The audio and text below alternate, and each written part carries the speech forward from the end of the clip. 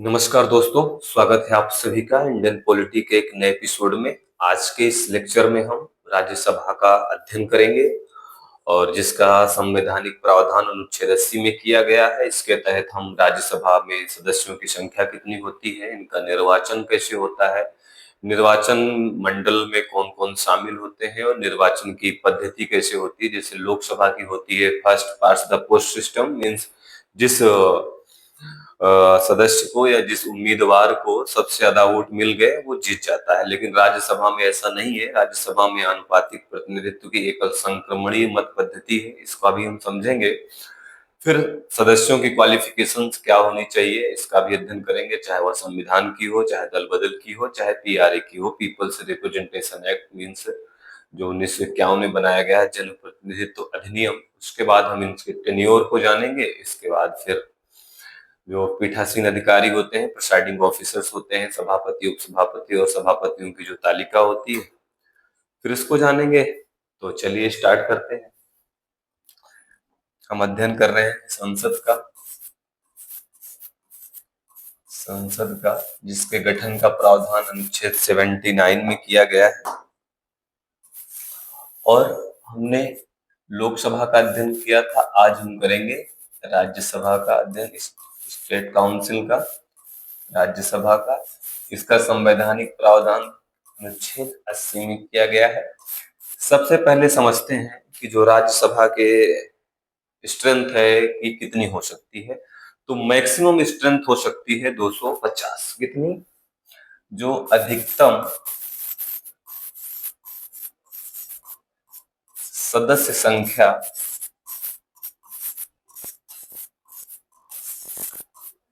और राज्यसभा को हम आरएस के शॉर्टकट में लिखेंगे। अधिकतम सदस्य संख्या राज्यसभा में कितनी हो सकती है? 250। ठीक है। लेकिन वर्तमान में 250 सीटें नहीं है। वर्तमान में जो सीटें हैं वो 245 है। कितनी? 245, जिसमें राज्यों को 225 सीटें दी गई हैं, 8 सीटें संघ शासित प्रदेशों को दी गई हैं और 12 जो सीटें हैं वो नॉमिनेटेड होती हैं, मनोनीत की जाती हैं। और इनका मनोनीत कौन करता है? हमारे देश के राष्ट्रपति करते हैं या करती हैं। तो वर्तमान की सदस्य संख्या जो है आरएस की, वो कितनी है? 245। और इस 245 में 225 सीटें किसके लिए हैं? राज्यों के लिए, मीन्स सामान्य राज्यों के लिए। 8 सीटें जो हैं वो संघ शासित प्रदेशों के लिए, संघ शासित प्रदेशों के लिए। और जो ये इसमें 12 सीटें हैं, ये मनोनीत के द्वारा या मनोनयन के द्वारा भरी जाती हैं। और इसका आधार है संविधान में कला, साहित्य, विज्ञान और समाज सेवा।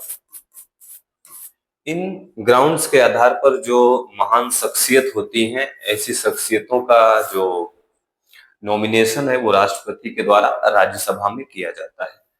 तो वर्तमान में 245 सीटें हैं राज्यसभा की, जिसमें से 225 सीटें राज्यों को दी गई हैं, 8 सीटों को संघ शासित प्रदेशों को दिया गया है और 12 सीटें जो हैं मनोनयन के लिए हैं। और वर्तमान में 3 संघ शासित प्रदेशों दिल्ली, पुदुचेरी और जम्मू कश्मीर को राज्यसभा में सीटों का आवंटन किया गया है। अभी जो जम्मू कश्मीर का है, अभी फिलहाल यहाँ पर चुनाव हुआ है। अभी थोड़ा सा जम्मू कश्मीर को लेकर बहुत स्थिति राज्यसभा में स्पष्ट नहीं है, कुछ दिन वेट करना पड़ेगा। लेकिन दिल्ली और पुदुचेरी के संबंध में स्थिति एकदम से क्लियर है। अब हम आगे बढ़ते हैं और देखते हैं कि राज्यसभा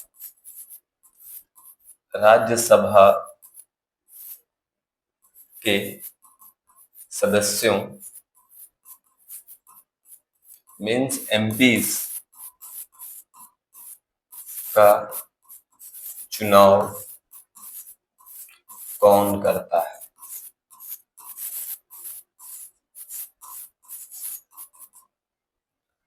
तो राज्यसभा के जो सदस्य हैं, जो एमपीज हैं, इनका चुनाव कौन करता है?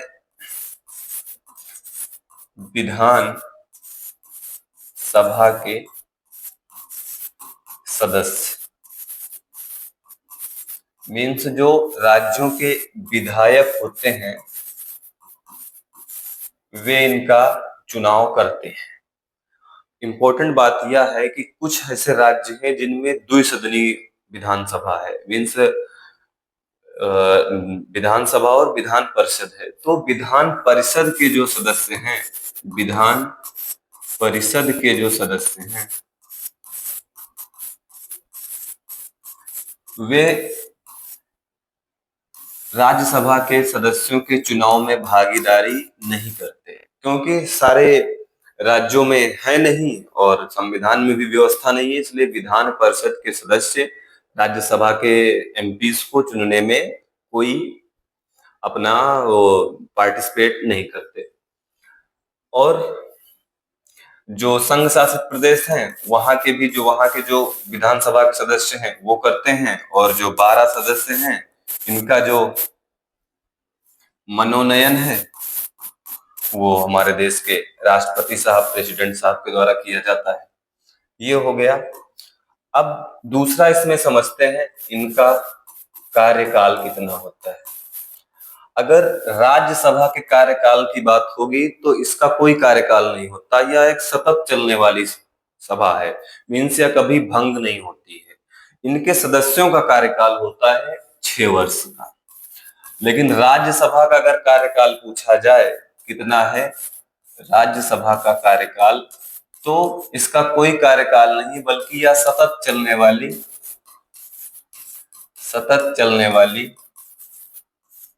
सभा है। ये कभी जब से 1952 से यह स्थापित हुई है तब से अभी तक यह कभी भंग न हुई है न होगी। बस इनके सदस्यों का जो कार्यकाल होता है वो 6 वर्ष का होता है। और इसके जो सदस्य हैं, 1/3 जो सदस्य हैं इसके राज्यसभा के, 1/3 सदस्य प्रत्येक 2 वर्ष पर सेवानिवृत्त होते हैं।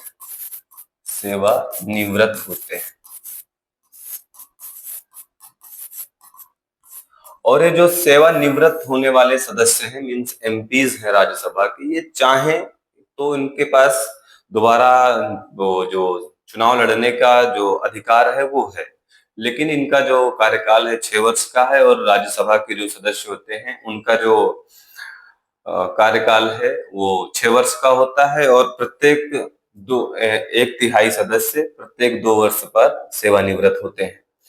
इंपॉर्टेंट बात यहाँ पर एक यह है कि जब हमारा राज्यसभा पहली बार गठित हुई तो सदस्यों को सेवानिवृत्त करने के लिए लॉटरी व्यवस्था लगाई गई थी। 2 वर्ष पूरे होने पर लॉटरी सिस्टम से सेवानिवृत्त किया गया था, कि जिनके लॉटरी में ये लिख दिया गया कि आप सेवानिवृत्त हो गए, और वो पर्ची क्या है उछाली गई, जिसने पाया कि सेवानिवृत्त होना है उनको सेवानिवृत्त कर दिया गया। स्टार्टिंग में ये हुआ था। और एक इम्पोर्टेंट बात यह है कि जो अपना संविधान है, इस संविधान में जो राज्यसभा के सदस्यों का कार्यकाल है वो नहीं लिखा गया है। इसके लिए जो व्यवस्था की गई है वो जनप्रतिनिधित्व अधिनियम 1951 के अनुसार राज्यसभा के सदस्यों का कार्यकाल 6 वर्ष किया गया है। अब हम इसके राज्यसभा सदस्यों की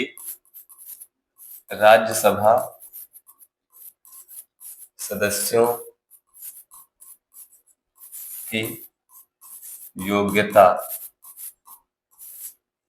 समझते हैं। तो इनकी वही योग्यताएं हैं जो लोकसभा सदस्यों की या लोकसभा के एमपीज की, मेंबर ऑफ पार्लियामेंट की होती है। सिवाय उम्र के। राज्यसभा के सदस्य बनने के लिए आपकी उम्र जो है कम से कम 30 वर्ष की होनी चाहिए, और लोकसभा के संदर्भ में कितनी है? 25 वर्ष।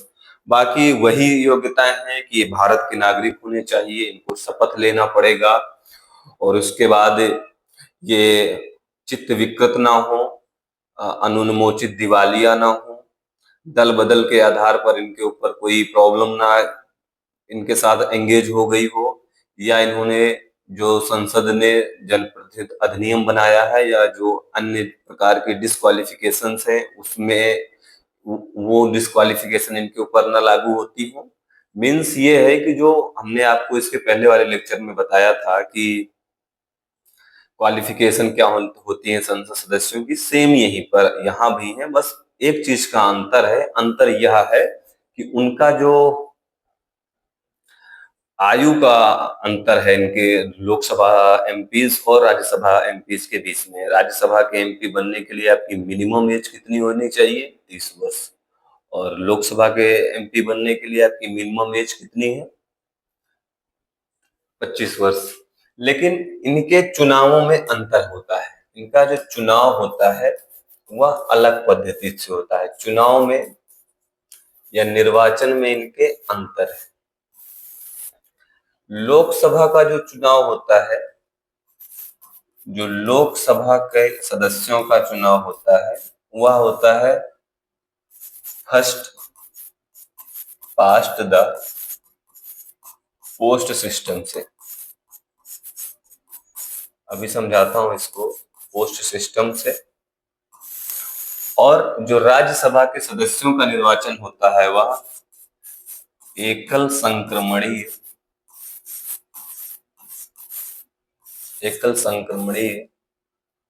व्यवस्था के तहत आनुपातिक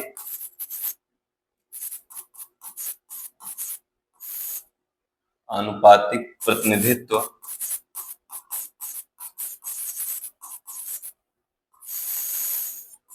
प्रणाली द्वारा होता है।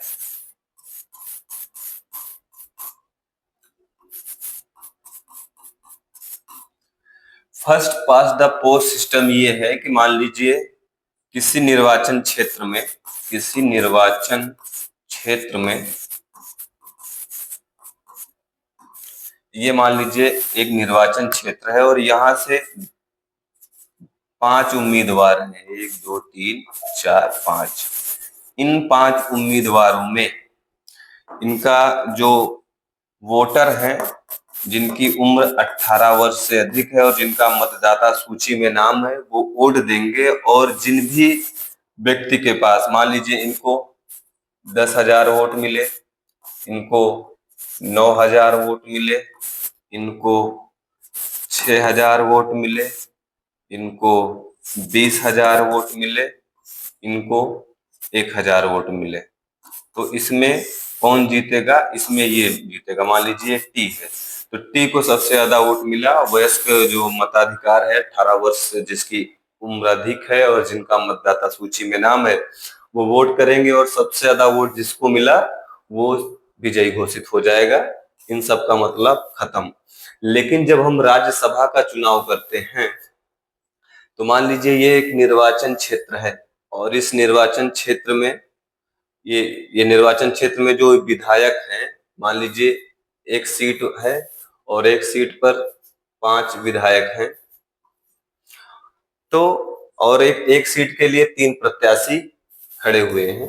तो ये जो विधायक हैं 3 प्रत्याशी ए बी सी, तो ये जो 1 2 3 4 5 विधायक हैं, इन पांचों विधायकों को इन तीनों प्रत्याशियों को वोट देना पड़ेगा और वोट का एक कोटा निकाला जाएगा जिसको अभी हम लास्ट में समझेंगे। बस इतना यहाँ समझते हैं कि यहाँ पर एक उम्मीदवार को एक वोटर एक वोट देता है, बल्कि जो राज्यसभा का चुनाव होता है वहां पर उम्मीदवार को जितने भी वोटर हैं, और वोटर का मतलब विधायक हैं, ये सब वोट देंगे। अभी थोड़ा सा कंफ्यूजन टास्क है, इसको लास्ट में समझा दूंगा। महत्वपूर्ण चीज और समझ लेते हैं कि जो राज्यसभा की सीटों का आवंटन किया गया है, आवंटन किया गया है।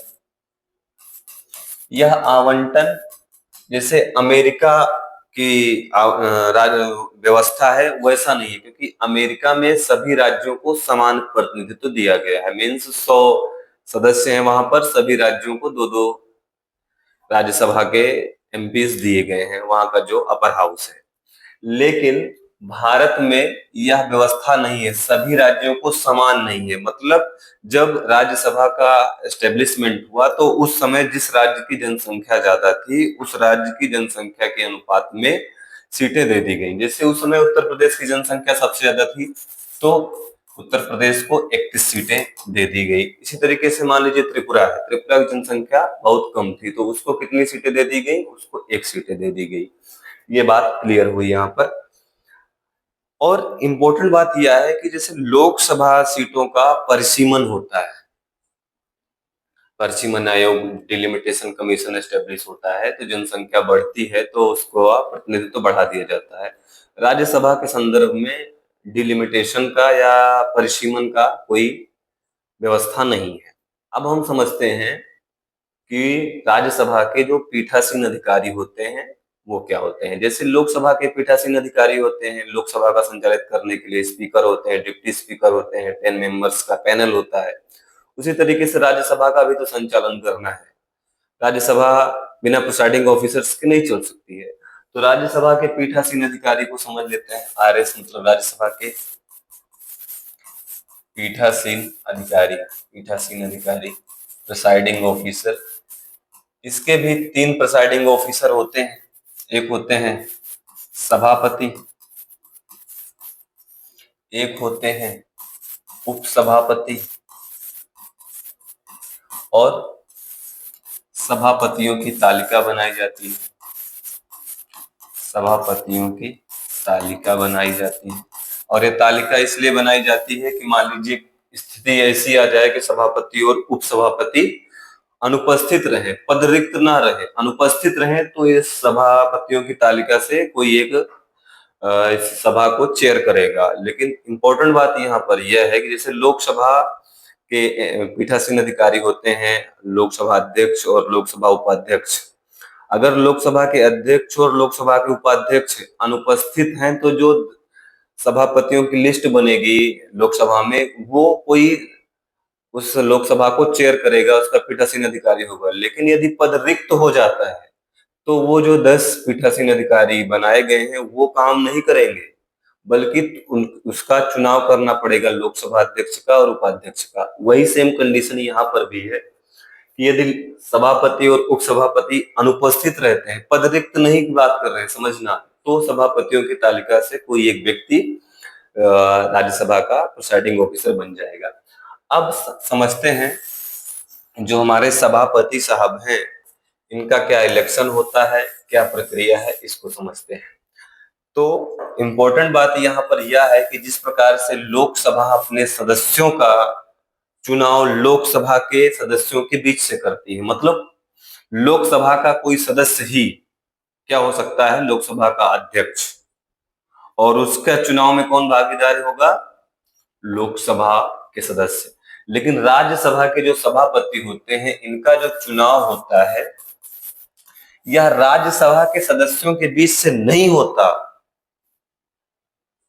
और दूसरा अंतर टेक्निकल यहाँ पर यह भी है कि जो लोकसभा के अध्यक्ष होते हैं उनकी जो उम्र होती है, उनकी उम्र वही होनी चाहिए जो एक सांसद की है। मान लीजिए 25 वर्ष सांसद चुने जाने की उम्र है तो 25 वर्ष के अध्यक्ष भी चुने जा सकते हैं। लेकिन जो राज्यसभा के सभापति होते हैं इनकी उम्र, क्योंकि ये इसके जो पदेन सभापति होते हैं ये होते हैं उपराष्ट्रपति, उपराष्ट्रपति, और उपराष्ट्रपति बनने के लिए उम्र कितनी होनी चाहिए, 35 वर्ष। और दूसरी बात यह है कि जो राज्यसभा के सभापति होंगे वे राज्यसभा के सदस्य नहीं होंगे, राज्यसभा के सदस्य नहीं होंगे। अब मसला ये है यहाँ पर कि उपराष्ट्रपति का चुनाव कैसे होता है, इसको समझ लेते हैं। तो उपराष्ट्रपति का चुनाव संसद के सदस्यों के द्वारा होता है, और संसद में आप जानते हैं कि दो सदन है, एक है लोकसभा, एक है लोकसभा, एक है राज्यसभा, ठीक है ना। तो लोकसभा में अब तो कोई मनोनीत सदस्य होता नहीं, क्योंकि 104वें संविधान संशोधन 2019 के माध्यम से जो 2 लोगों का मनोनयन होता था एंग्लो इंडियन का, वो व्यवस्था तो समाप्त कर दी गई है। तो अब वर्तमान में लोकसभा में तो सारे निर्वाचित सदस्य हैं, सभी निर्वाचित सदस्य ही हैं, सभी निर्वाचित सदस्य हैं। लेकिन राज्यसभा में मनोनीत सदस्य भी हैं, मनोनीत सदस्य भी हैं और निर्वाचित सदस्य भी हैं। तो ये मैं इतना इसलिए समझा रहा हूं कि उपराष्ट्रपति के चुनाव में संसद के दोनों सदन भागीदारी करते हैं, और इसके जो नॉमिनेटेड मेंबर हैं, जो इलेक्टेड मेंबर हैं, वो भी पार्टिसिपेट करते हैं। इंपॉर्टेंट बात है, इस ध्यान रखना कि उपराष्ट्रपति के चुनाव में दोनों सदनों के सभी सदस्य भाग लेते हैं, means elected and nominated. I think ये फंडा क्लियर। अब मूव करते हैं आगे। सभापति कौन होंगे? पदेन उपराष्ट्रपति राज्यसभा के। इनका हमने निर्वाचन भी देख लिया। अब समझते हैं कि इनके कार्य क्या होंगे। कार्य क्या होंगे?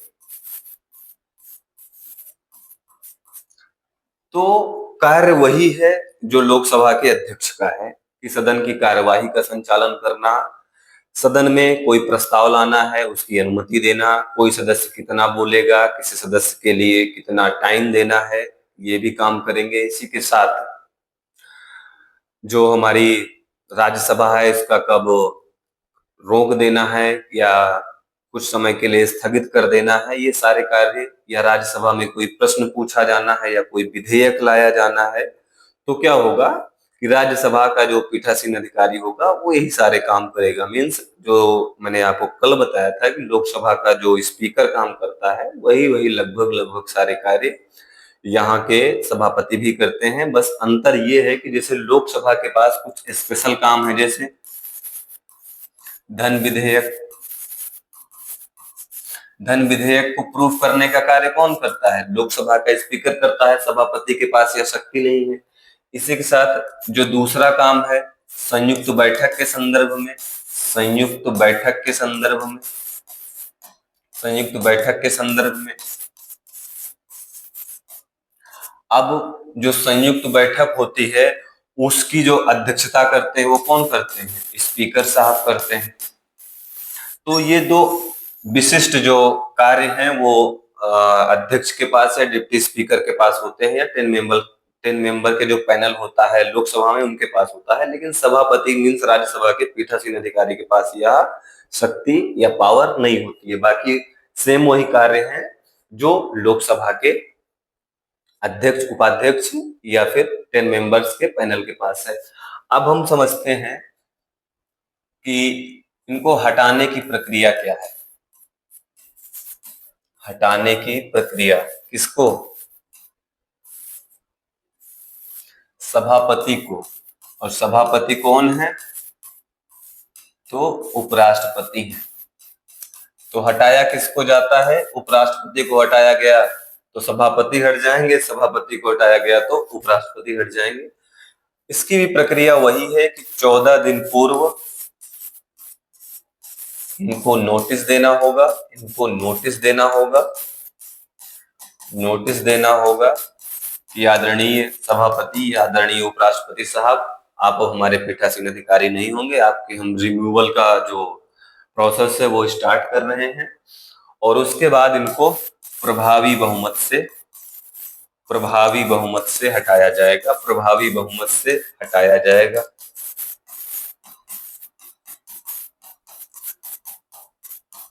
आपको हमने प्रभावी बहुमत बताया था, फिर से बता देता हूं प्रभावी बहुमत क्या होता है।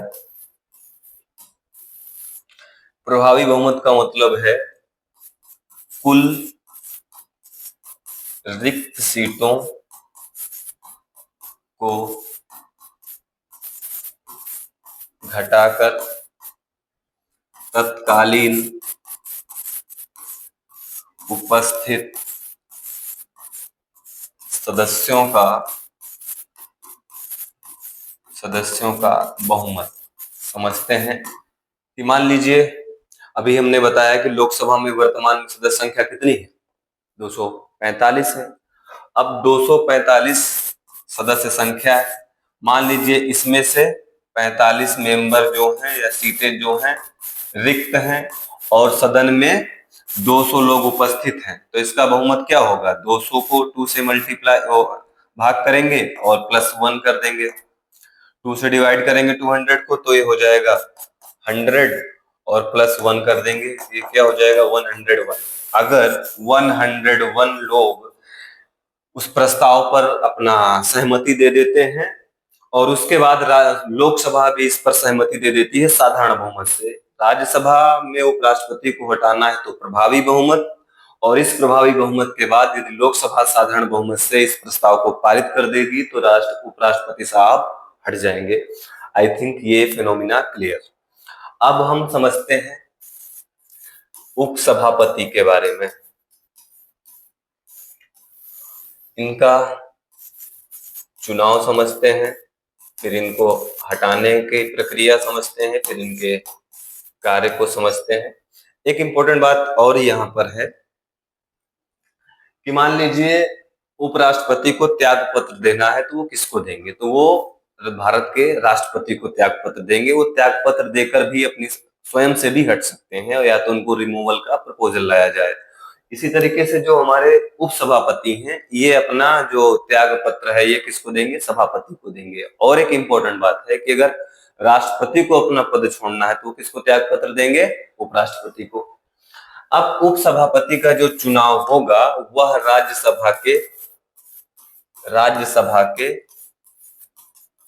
सदस्यों के बीच से होगा, सदस्यों के बीच से होगा, मीन्स साधारण बहुमत से या जिनके पक्ष में ज्यादा वोट मिलेंगे, राज्यसभा का कोई एक जो व्यक्ति है वो क्या हो जाएगा, राज्यसभा का उपाध्यक्ष हो जाएगा। कार्य वही है कि सभापति की अनुपस्थिति में राज्यसभा का संचालन करना।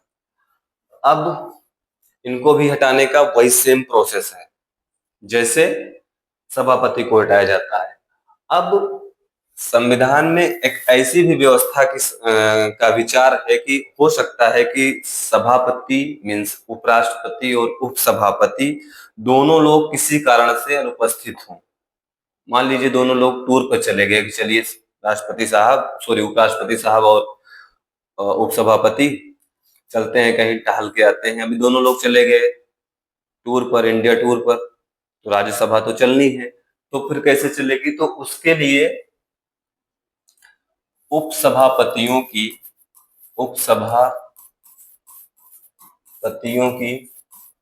तालिका बनाई जाती है और इसमें लगभग 10 सदस्य होते हैं और इनका जो चुनाव है, इनका जो मनोनयन है वो उपराष्ट्रपति साहब कर देते हैं। अब ये जो 10 लोग हैं, ये 10 लोग क्या करेंगे, सभापति और उपसभापति की अनुपस्थिति में राज्यसभा का संचालन करेंगे। क्या संचालन करेंगे। तो ये हो गया कि जो राज्यसभा के पीठासीन अधिकारी हैं। अब समझते हैं राज्यसभा की आनुपातिक प्रतिनिधित्व की एकल संक्रमणीय मत पद्धति। तो राज्यसभा का एमपी बनने के लिए एक कोटा प्राप्त करना पड़ता है। कोटा प्राप्त करना पड़ेगा तभी आपको विजयी घोषित किया जाएगा। और कोटा निकालने का सिंपल सा सूत्र ये है कि कुल वैध मत, ठीक है, अपान जितनी राज्यसभा की सीटें किसी राज्य में है। मान लीजिए हम दिल्ली का उदाहरण लेते हैं, तो दिल्ली में कितनी राज्यसभा की सीटें हैं, 3 +1 और +1, एक इंपॉर्टेंट बात और यहाँ पर है कि अगर किसी राज्य में एक सीट राज्यसभा की है, तब वैध मत में 100 से मल्टीप्लाई नहीं करेंगे। यदि एक से ज्यादा सीटें हैं तो वहां पर मल्टीप्लाई कर देंगे 100 से। अब दिल्ली का एग्जाम्पल से समझते हैं इस व्यवस्था को। दिल्ली में विधानसभा की सीटें कितनी है? 70। तो वैध मत निकालने के लिए क्या होगा? 70 गुणे 100 प्लस 3 है, 3 सीटें हैं, प्लस 1 कर दिया जाएगा। तो क्या निकलेगा इसका रिजल्ट? इसका रिजल्ट निकलेगा 1750। तो 1750 एक एमपी राज्यसभा का चुने जाने के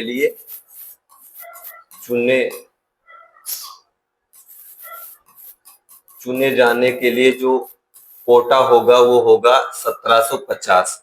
अब वोटिंग होगी और इस वोटिंग में जिस भी व्यक्ति को 1750 का प्रेफरेंस मिल जाएगा, कोटा मिल जाएगा, वो सिलेक्ट माना जाएगा, मतलब चुन लिया जाएगा। अब समझते हैं कि वोटों का संक्रमण कैसे होता है, मतलब एकल संक्रमणीय पद्धति को समझते हैं। संक्रमण का सीधा सा मतलब ये हुआ कि वोटों को उम्मीदवारों में बांट देना। इसका मतलब ये हुआ कि मान लीजिए ए बी सी को सबसे कम प्रेफरेंस मिली, तो इसके वोटों को इन लोगों को जो प्रेफरेंस मिली है उसके अनुपात में बांट देना। ये क्या हो गया? संक्रमण। तो आई थिंक आप समझ गए कि आनुपातिक प्रतिनिधित्व की एकल संक्रमणीय मत पद्धति क्या होती है। तो आज के इस एपिसोड में इतना ही। नेक्स्ट एपिसोड में हम फिर मिलेंगे, तब तक के लिए नमस्कार।